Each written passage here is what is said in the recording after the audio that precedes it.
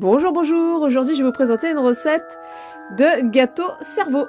Donc, pour faire ça, c'est pour Halloween, forcément. J'avais un moule rond. J'ai fait un gâteau basique nature et dedans, j'ai rajouté quelques copeaux de chocolat. Donc, un gâteau nature aux pépites de chocolat. Si jamais vous êtes intéressé par la recette du gâteau nature, n'hésitez pas, je vous la passerai. Voilà, donc j'ai fait mon gâteau nature. Je l'ai mis dans mon moule, donc qui est arrondi. Je l'avais acheté exprès il y a quelques années pour faire déjà ce gâteau. Voilà, une fois sorti mon petit gâteau arrondi.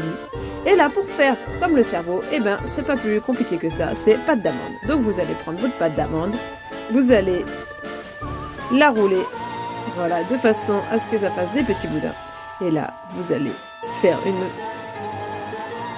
une forme de cerveau, c'est-à-dire que vous allez mettre déjà d'un côté, puis après de l'autre, pour bien séparer les deux morceaux de cerveau. Et vous allez les entortiller. Vraiment rien de compliqué. Je vous laisse regarder.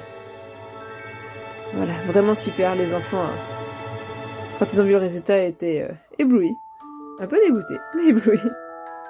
Voilà. Rien de compliqué. On entortille nos morceaux de pâte d'amande. On commence à apercevoir la forme, c'est déjà pas mal. Et là, il manque quelque chose, c'est... Voilà, on essaie de séparer bien le cerveau en deux. Et là, j'ai rajouté du coulis de framboise. J'ai été généreuse. On va l'étaler partout, voilà, et vous allez voir, on voit tout de suite la différence. Et voilà comment avoir un super gâteau d'Halloween pour la décoration de la table d'Halloween.